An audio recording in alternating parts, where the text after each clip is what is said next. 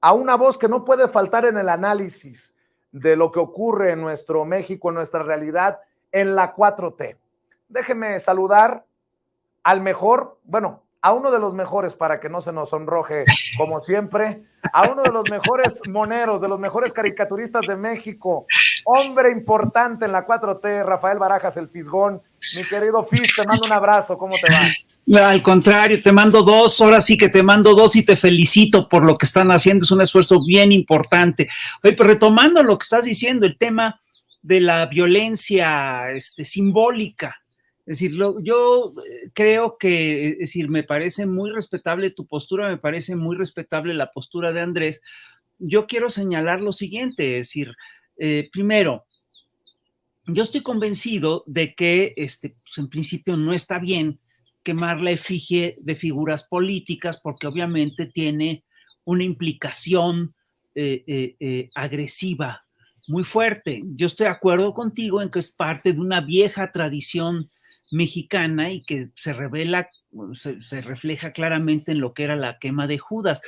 No sé si tú recuerdas que se volvió muy popular la figura de un charrito gordo y tú dices, bueno, será el cacique. No, no, no. Esa figura del Judas era en realidad una quema, una figura que estaba inspirada en un personaje de Leopoldo Beristain, el Cuatezón Beristain, que en tiempos de Madero hacía una crítica feroz a don Panchito. Entonces, sí, es tradicional que se hagan esta quema de Judas y obviamente tiene este carácter simbólico. El tema de fondo para mí es que estamos realmente ante un asedio mediático muy claro. Y en este asedio mediático, la verdad, tenemos que reconocer que estos actores todavía tienen la capacidad de tomar estos elementos y manejarlos a su gusto. Lo que tú estás manejando, lo que dijo también Andrés en la mañana es muy cierto. Es decir, hay una enorme hipocresía en este escandalizarse por el asunto de la quema de la efigie de la ministra Piña. Te digo, no estoy de acuerdo con eso, pero la hipocresía tiene que ver con lo siguiente. Es decir, no solamente está lo de Martín Moreno, y la derecha constantemente hace estos llamados a la violencia y a veces no son tan simbólicos. Yo te recuerdo que hace poco Sandra Cuevas, y cuando le encuentran todos los volantes contra Claudia Sheinbaum, se echa una arenga diciendo a quién le vamos a romper la madre y se la lanza a su gente, a Claudia Sheinbaum. Es decir, estas arengas son muy, esto ya no es un llamado simbólico a la violencia, es otra cosa. Esto ya no es una alusión simbólica a la violencia, porque alusiones, vamos, quemas de figuras políticas son comunes, las quemas de figuras políticas son muy comunes. En Francia se hizo muy popular o se viralizó un video en el cual quemaban la figura de Macron hace unos días. En varias ocasiones hemos visto aquí en México cómo popularizan estas quemas de figuras. Se quemó una figura de López Obrador hace no tanto tiempo, una figurita de López Obrador, en una fiesta del PRD, no sé si tú recuerdas, sacaron una piñata de López Obrador, la agarraron a golpes, la filmaron, la subieron a redes. Nadie se escandalizó por todos estos casos, nadie se llamó escándalo, nadie dijo qué violencia, cómo se le hace eso. Incluso, y un dato que es muy importante, en la marcha pasada, en la marcha de la derecha, se colgó una manta de García Luna y los señores de la derecha fueron y la recortaron. En esta marcha hubo una manta, pusieron también una manta diciendo el INE no se toca y nadie tocó esa manta. Hay que decir que este es un movimiento totalmente pacífico.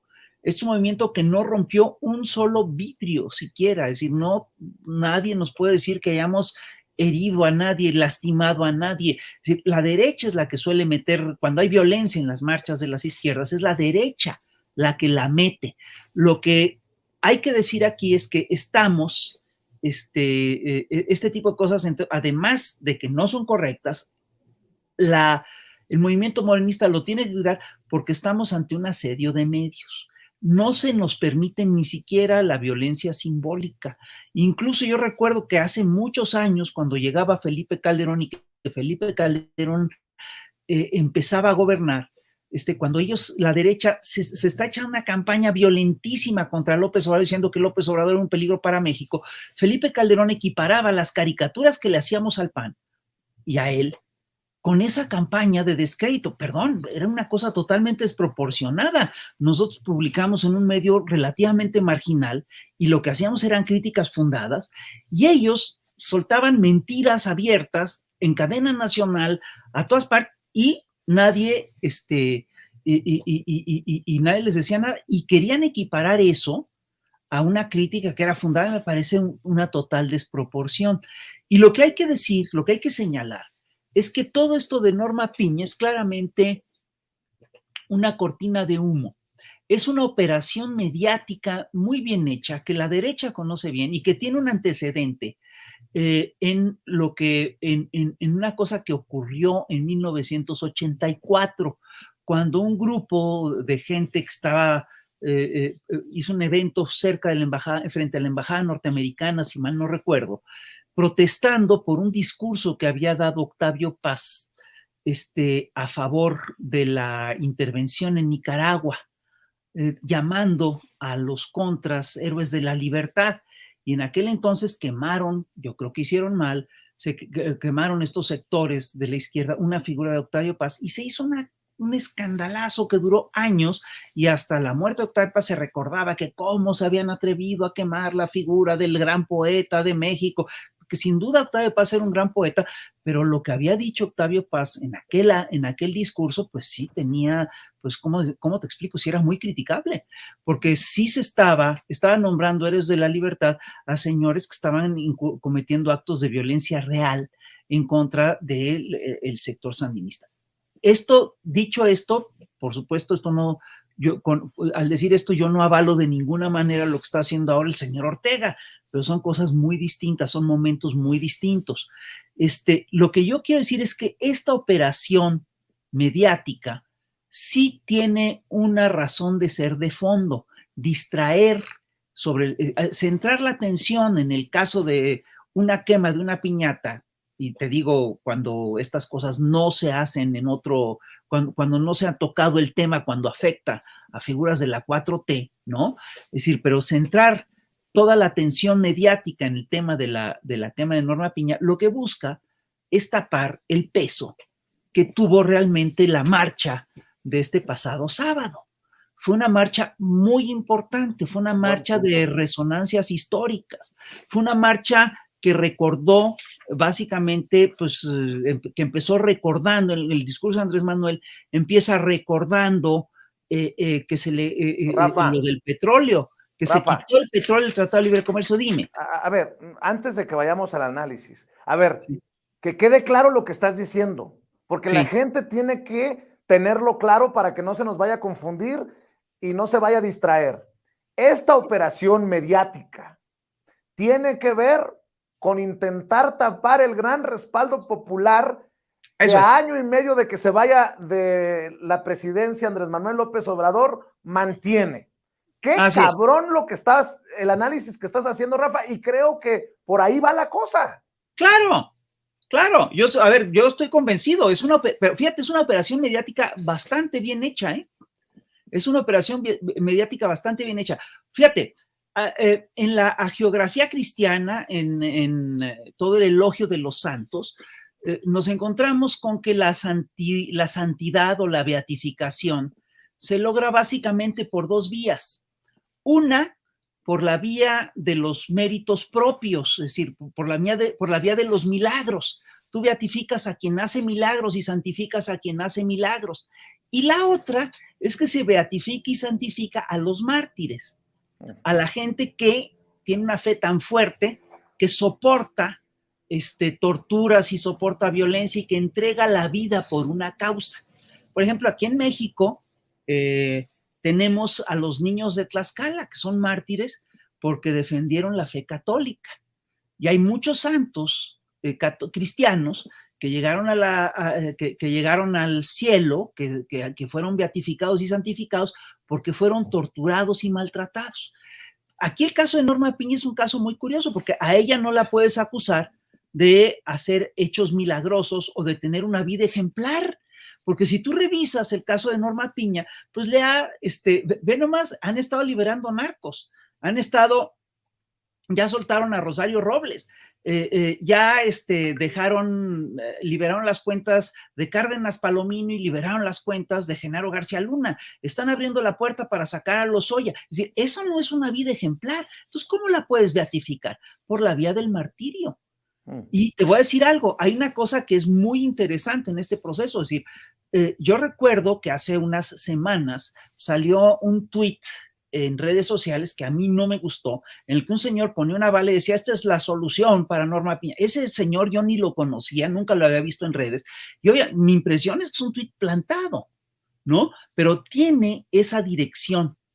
Y obviamente se hizo un escándalo alrededor de eso, cómo Norma Piña está amenazada. Yo, hasta donde puedo ver, nadie le está amenazando. Y el discurso de la derecha además es increíble, porque es que como Andrés Manuel López Obrador critica a Norma Piña, que sí tiene cosas criticables, ¿cómo no vamos a criticar todo lo que acabo de enumerar y lo que sigue, ¿no? Porque dejo en el tintero muchas cosas, ¿no? Entonces quieren equiparar quieren hacer un vínculo de esas críticas a un ejercicio que es perfectamente criticable, ¿sí? A actos de violencia. Es decir, perdón, el propio López Obrador cuando dice, yo no estoy de acuerdo con eso, yo sí condeno eso, se está deslindando de todo eso. Pero eso no implica que no hagamos la crítica de lo que está haciendo, en efecto, el Poder Judicial mexicano, que es absolutamente inaceptable. Es decir, por supuesto que hay que seguir combatiendo esas lógicas del Poder Judicial. Claro. Ahora, yo te quiero insistir en lo siguiente, es decir, lo que se festejó, es decir, todo este operativo, ¿sí? que tiene este carácter distractor, ¿sí? Lo que busca es hacer de lado el enorme fenómeno social, el brutal fenómeno social, que fue la marcha del pasado sábado, en el que la gente fue a respaldar. No solamente fue a celebrar la expropiación petrolera, fue a respaldar la política energética que está siguiendo el actual gobierno, que es una política de rescate a la soberanía petrolera. Es decir, la conquista de la expropiación petrolera es una conquista histórica del pueblo mexicano y otros países no lo lograron. En la década de los 50, tomando como ejemplo lo de Lázaro Cárdenas, en Irán, el señor Mossadegh, que era un presidente popular, buscó hacer lo mismo y lo mataron. Y lo mataron la CIA y la DEA e impusieron al Shah de Irán e impusieron una dictadura brutal de décadas en Irán, ¿no? Que ya sabemos que acabó con este golpe de los ayatolas, en fin, ¿no? Es decir, con los cuales tampoco concuerdo. Pero es decir, lo que quiero decir con esto es que fue una hazaña lograr la soberanía energética nacional. Y por supuesto que vamos a celebrar eso, pero también estamos celebrando lo que está ocurriendo ahora. El presidente López Obrador empieza su discurso recordando que al inicio de su gestión, él mandó una nota planteando que el petróleo se tenía que quitar de las negociaciones del Tratado de Libre Comercio y se quitó. Esto es, por supuesto, que una cosa muy importante y no solo eso, sino que se ha rescatado a Pemex, se ha rescatado a la industria petrolera. Los mensajes que dieron Rocío Nale y Octavio Romero son muy importantes. Son mensajes en los que está diciendo, estamos rescatando la industria petrolera. Estamos dejando de importar gasolinas, estamos recuperando la soberanía energética, no se va a vender petróleo al extranjero, no vamos a gastar más petróleo del que necesitamos porque no queremos contaminar al planeta. Un dato que quiero rectificar, pero que apareció en redes que me pareció muy importante, hay que rectificarlo, es que actualmente de cada peso que se gasta, 22 centavos vendrían del petróleo. Esto ya no pasaba hace unos meses, hace unos años. Es decir, lo que se está haciendo es verdaderamente importante, es crucial, es estratégico. Y el mensaje que está mandando López Obrador es un mensaje de defensa de la soberanía que es crucial. Es el mensaje en el que dice, México no es protectorado, México no es colonia, y condena además todo este discurso de amenazas de algunos legisladores aislados de Estados Unidos, ¿no? Que además ya obviamente esto ya se echó para atrás. Vimos el otro día esta reunión con legisladores en los que los legisladores norteamericanos hasta se disculpan, no tocan el tema, esto ya no se toca, en fin. Y el mensaje, y esto implica claramente la conquista de una soberanía real. Estamos reestructurando nuestra soberanía, estamos rescatando algo muy importante. No me digas que esto es menos importante, ¿sí?, que el que quemen una efigie de una ministra, ¿no? Es decir, perdón, sí es una operación mediática, es una operación mediática exitosa, hay que decirlo, y lo que a nosotros nos toca es recalcar lo que realmente importó de la marcha. Yo sí quiero rescatar, como lo dice mi amigo o mi colega José Hernández, dos momentos que son muy importantes, que fueron muy emotivos. Para mí fue muy emotivo, porque soy trabajador de la jornada, que al inicio del evento se le dedicara un minuto de silencio a Carlos Payán, que fue director de la jornada, que fue es uno de los señores que empiezan a romper, junto con Carmen Lira y con otros compañeros, que empiezan a romper este cerco mediático que era absoluto en la década de los 80s, ¿no? Y yo estoy convencido de que fue una de las voces que abrieron paso a lo que está ocurriendo en México hoy en día. Entonces a mí me emocionó mucho que se le dedicara el minuto de silencio a Carlos Payán.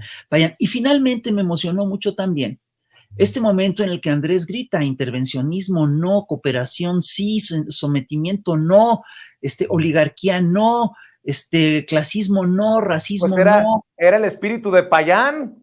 Así es, eso es lo que estábamos viendo.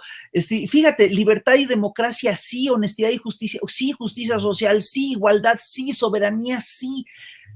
Viva la expropiación petrolera, viva Lázaro Cárdenas, perdón. Eso sí tiene una trascendencia histórica, que de repente, es decir, el caso de la piñata de Norma Piña, en 6 meses nadie lo va a recordar. Es decir, esto no va a pasar a los libros de historia. Lo que sí va a pasar a los libros de historia es que en este año, en este periodo, se buscó rescatar la industria petrolera y se rescató en buena medida la industria petrolera. De veras, lo que dicen Rocío Nale, lo que dice Romero Oropesa son cosas muy importantes, es muy importante. Claro. Se acaba el huachicol, se está rescatando ya se están dejando de comprar gasolinas. ¡Híjoles!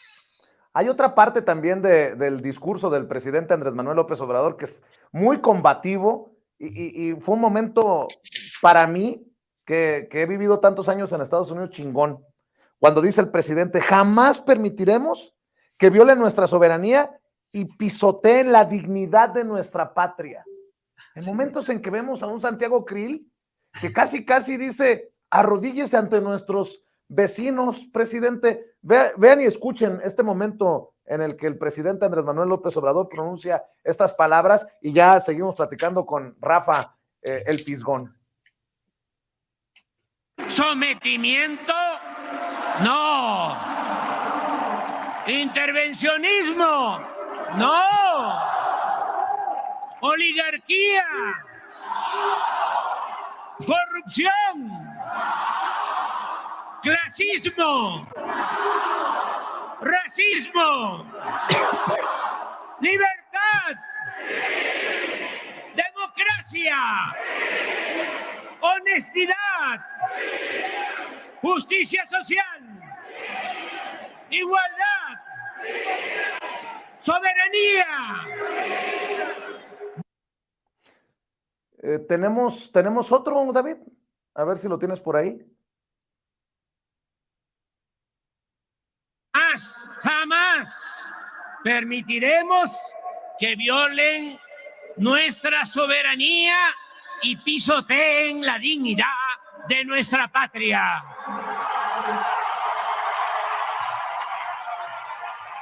Cooperación, sí. Bueno, ahí están las palabras del presidente Andrés Manuel López Obrador, y era emocionante, querido Rafael, la gente que coreaba, ¿no? Que respondía a las palabras del presidente y tantas personas, retumbaba el Zócalo y no es poca cosa. Por eso generan las reacciones que generan estas expresiones populares, mi querido Rafa. Así es, estoy totalmente de acuerdo contigo.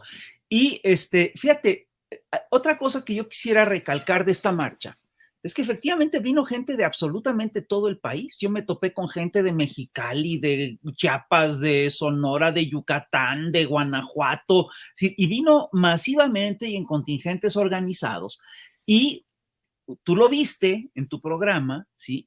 Aquí a esta multitud sí le preguntabas cosas, a la gente le preguntaban cosas y te sabía decir por qué venían y no venían engañados como en otras marchas, ¿no? Es decir, como en la marcha del INE es increíble porque te venían a decir que venían a defender al INE, que no querían que se les tocara su credencial, te venían a decir que venían a defender cosas que no estaban en riesgo, que no estaban en cuestión.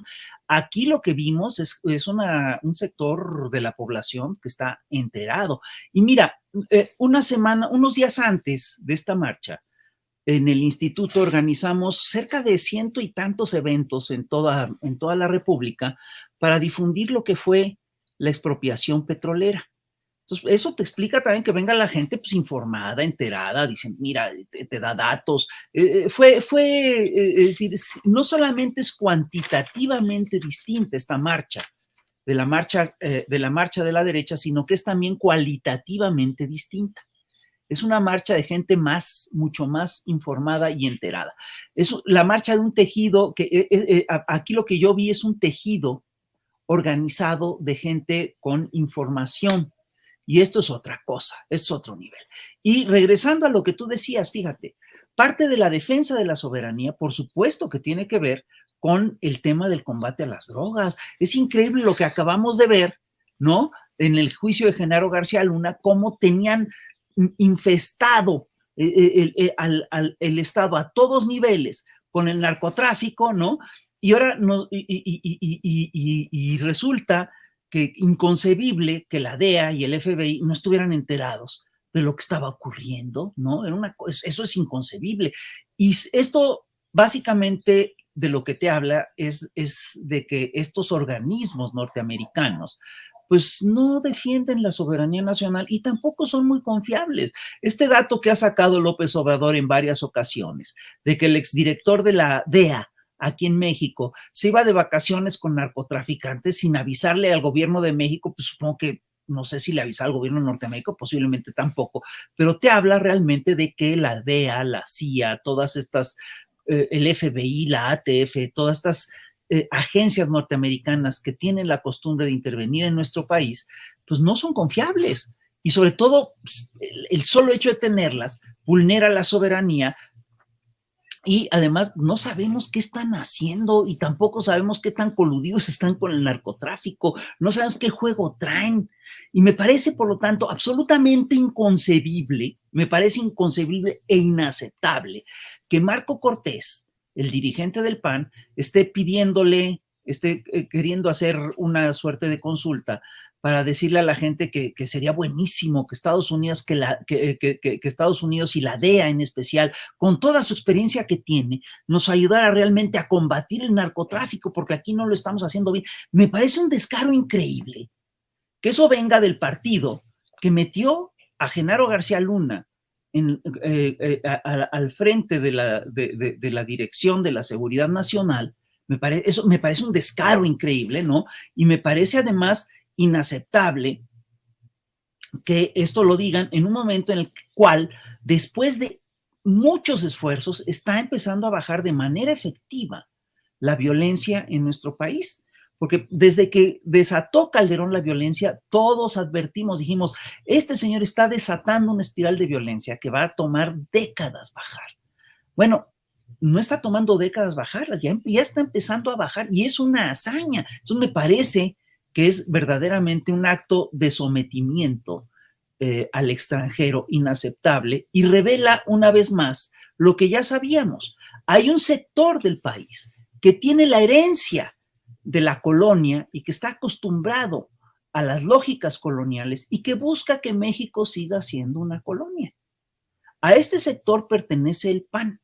A mí no se me olvida que cuando se funda el PAN en 1939, se funda un año después de la expropiación petrolera, y que en ese partido militaban de manera muy activa y jugaron un papel muy importante los abogados que defendían a las empresas petroleras que habían sido expropiadas. Entre esos abogados estaban García, un señor Naranjo, que había sido incluso legislador en tiempos de Madero. Estaba Gustavo Molina Font, estaba, entre otros, Manuel Gómez Morín. Estaba, si mal no recuerdo, también Herrera y Lazo. Pero el caso es que no, es decir, todos los abogados de las empresas petroleras militaban en el PAN. Entonces, por supuesto que el PAN nace buscando echar abajo estas políticas, esta política de la expropiación petrolera. Esto es lo que está a debate al final de cuentas. ¿Qué tipo de nación queremos? ¿Queremos una nación soberana? ¿O queremos una nación soberana que pueda decidir sobre su futuro, que pueda decidir sus políticas energéticas, que pueda decidir si apoya o no a la gente, que pueda decidir dar los apoyos sociales, que pueda decidir el aumento al salario mínimo? ¿O nos entregamos realmente a las lógicas del imperio en turno? Primero en el siglo XIX fue el imperio español, después buscaron acercarse al imperio francés, y ya en el siglo XX fue una entrega total al imperio norteamericano, ¿no? Y el problema es que si tú le dejas tu soberanía a otras naciones, tus decisiones, si tú cedes tu soberanía ante los impulsos de los imperios, pues obviamente lo pierdes todo. Pierdes control sobre tu seguridad pública, pierdes control sobre tu alimentación, pierdes control sobre tus energéticos. Es increíble que México, un país petrolero, haya terminado exportando casi toda su gasolina de los Estados Unidos. Eso es de veras inconcebible. Pues qué interesante que nos plantees así la importancia de lo que dice el presidente de una celebración como de la expropiación petrolera, y qué bueno que lo haces en el inicio de este proyecto en Sin Censura TV, en este espacio en el que esperamos seguir contando con tu apoyo, porque solamente tú, maestro, querido Rafa, puedes darnos claridad. Para cerrar, ¿cuál sería tu reflexión del impacto de lo del sábado de aquí en adelante, incluso rumbo al 2024? Porque hoy le preguntaron al presidente, ¿va a seguir promoviendo estos eventos populares? Pues claro, no podemos dejar las calles, mi querido Rafa. Así es, no se le puede dejar las calles, y menos a una derecha en una época de fascismo creciente, porque en todo el planeta, no se nos olvide, está creciendo el movimiento fascista. Entonces es decir, México hizo la primera revolución social del siglo XX y de la historia. Es una revolución social que llevó después a nivel de ley, lo que fue el estado de bienestar. Y este estado de bienestar, este ejemplo, fue la base de lo que fue otra revolución social muy importante, que es la que se da en la posguerra, después de la derrota del fascismo, que es la consolidación de los estados de bienestar en todo el planeta. El neoliberalismo lo que buscó hacer es acabar con todo esto, destruir el estado de bienestar. El neoliberalismo nace como una reacción contra el estado de bienestar. Nuestra tarea es reimplantar el estado de bienestar. Entonces, ¿qué sigue?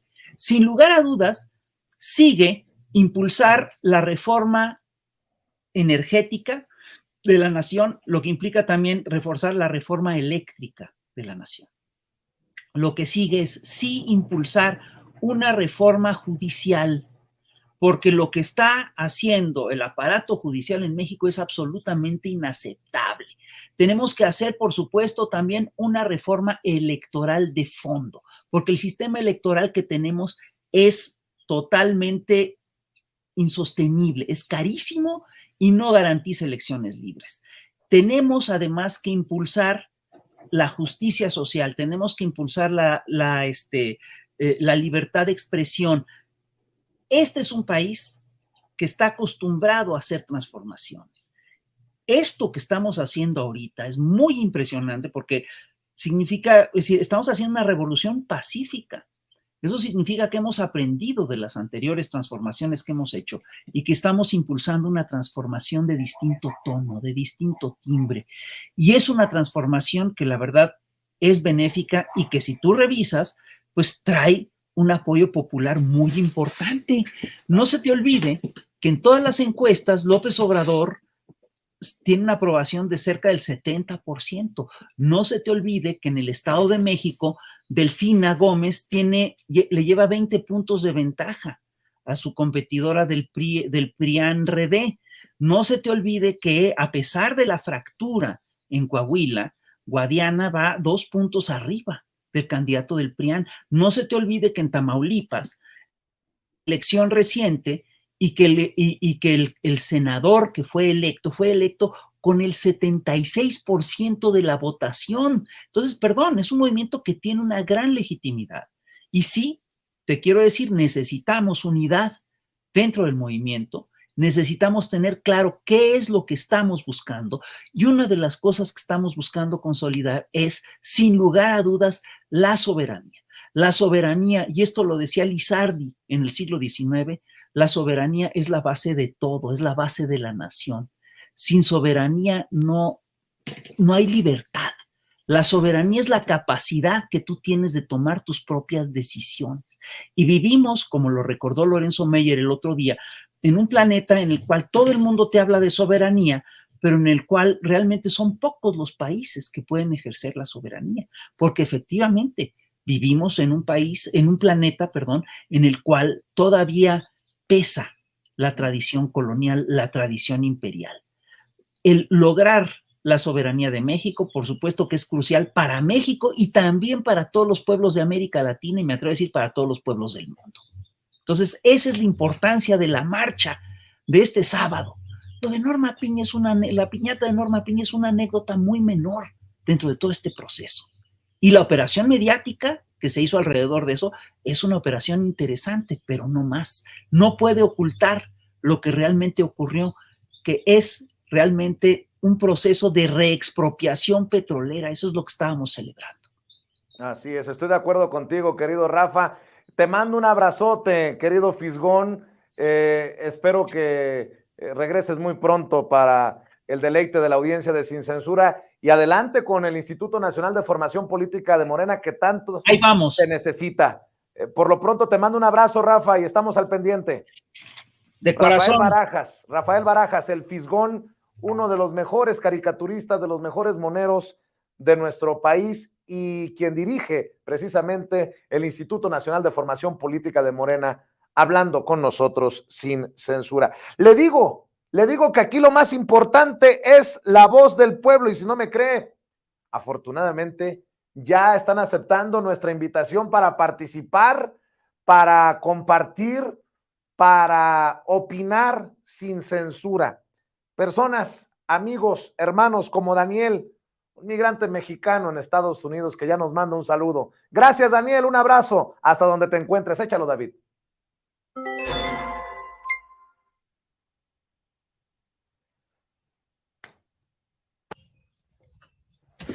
Hola, querido Vicente Serrano y a toda la familia de Sin Censura. Me llamo Daniel, soy inmigrante, vivo en Estados Unidos, en Oregon, y quiero solamente mandarles un saludo y decirles a todos que estoy muy orgulloso de nuestro presidente, que es un buen presidente. Le ha devuelto la dignidad a México. Me sorprende ver cómo sin miedo de enfrentar a los opositores y a la gente mentirosa que todo el tiempo están diciendo calumnias y inventando, desacreditando todo el tiempo su trabajo, y me da tanto gusto de que haya gente que esté dispuesta a hablar, a decir las cosas como ustedes, y pues les agradezco mucho. Yo desde el principio, desde antes de que fueran las votaciones, yo quise participar, no pude, pero yo siempre he estado a favor de AMLO, y ahora más que nada porque el tiempo le ha dado la razón